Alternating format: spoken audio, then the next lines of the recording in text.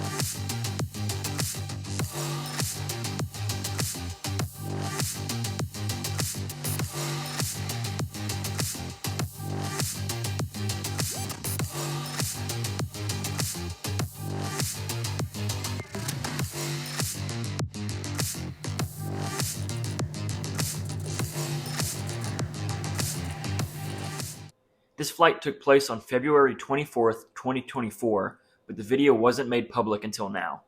The plane is remotely piloted but can fly autonomously. This plane was made to validate a new design, build, and test process. Next, we have some things going down in space.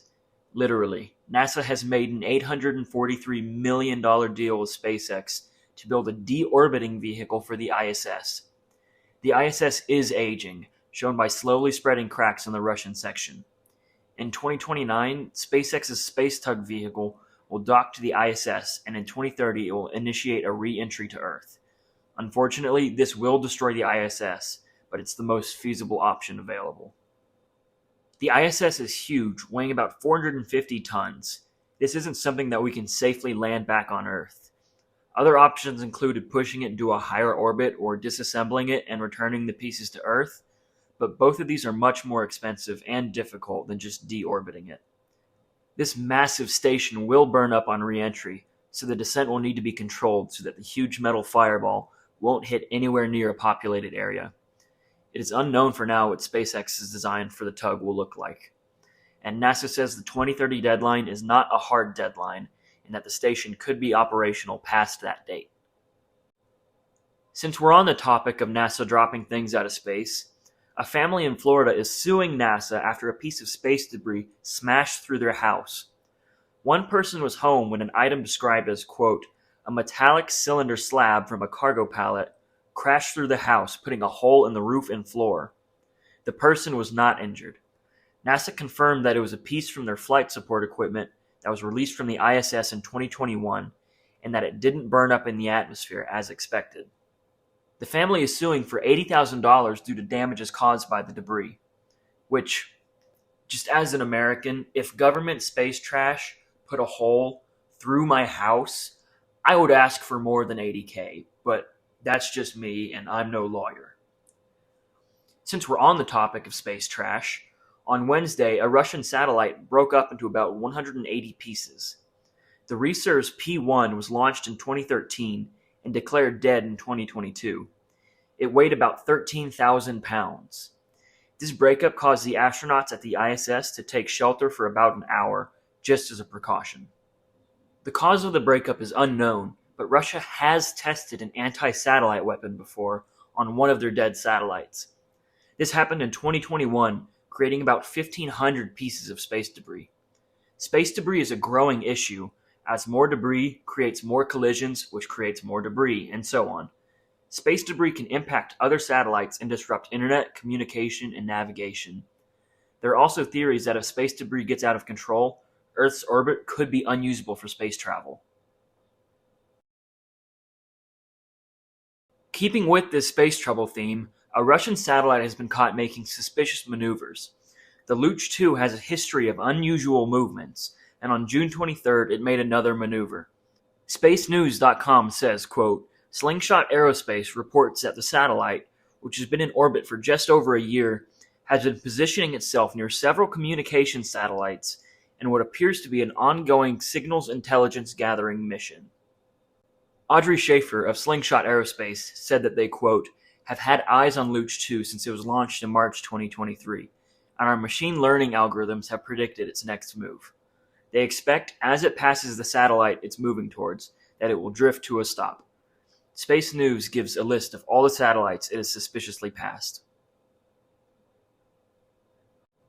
Next, we have China's lunar probe returning to Earth with the first ever rock samples from the far side of the moon. The moon's far side is difficult to reach, as it is rough terrain, but scientists wonder if it has ice. China has accelerated its space program recently and planned to land a crewed mission on the moon by 2030. The US has similar plans, though, and is shooting for 2026. In other US space news, a second consecutive spacewalk has been called off.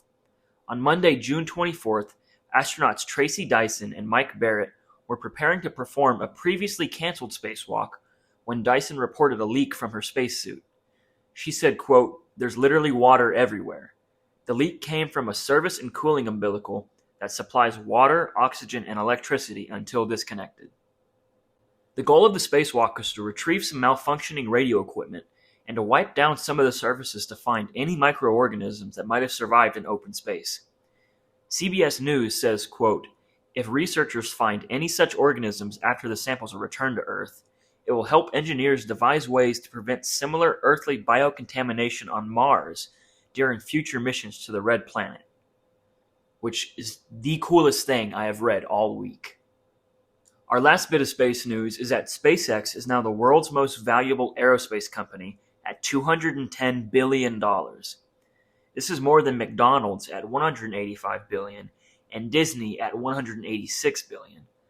The next few places are taken by GE Aerospace, RTX or Raytheon, Boeing, and Lockheed Martin. So congratulations to Elon Musk. This is the best thing he's done since ruining Twitter.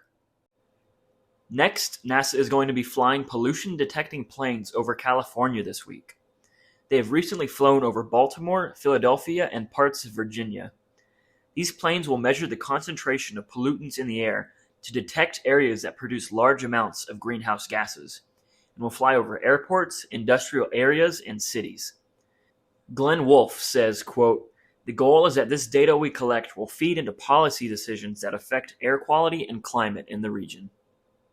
Next, if you were planning on buying a B-21 Raider, you might have missed your chance as Northrop has negotiated for a higher price for the plane. Their initial contract with the Air Force set the planes at a fixed price, causing them to lose an estimated $1 billion on the first few planes. Northrop has now negotiated for a higher price in order to stop these losses.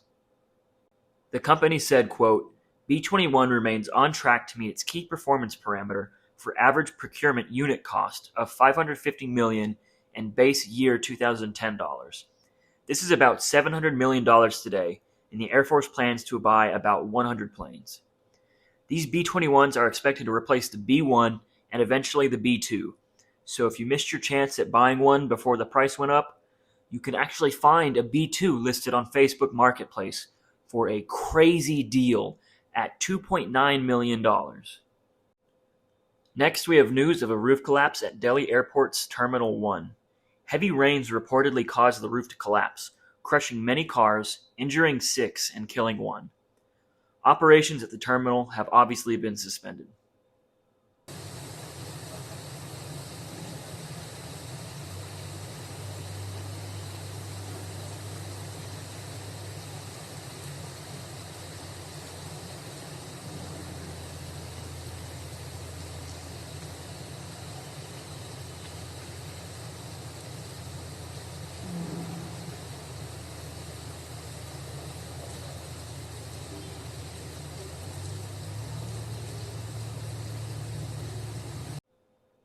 Next, we have Boeing negotiating a deal to buy Spirit Aerosystems for $35 per share, or about $4 billion total.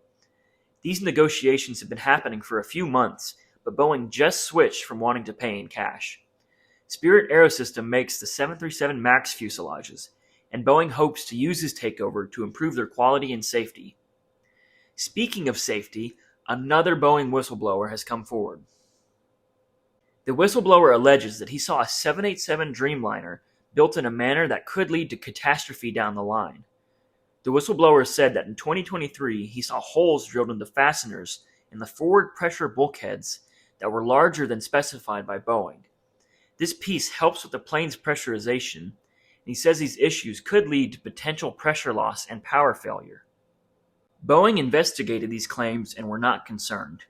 They said, quote, "A subcontractor's employee previously reported concerns to us that we thoroughly investigated as we take seriously any safety-related matter. Engineering analysis determined that the issues raised did not present a safety concern and were addressed." I mean, wow, a Boeing plane depressurizing could have catastrophic results. Anyway, on Saturday, a Korean air flight suddenly dropped 27,000 feet in just 15 minutes. If you had to guess one plane that would have an issue like this, what would it be? Yeah, it was a 737 MAX. 50 minutes after takeoff, an issue with the plane's pressure system caused the 737 MAX to quickly descend. Oxygen masks dropped, and passengers reported earaches, nosebleeds, and hyperventilation due to the dramatic pressure change.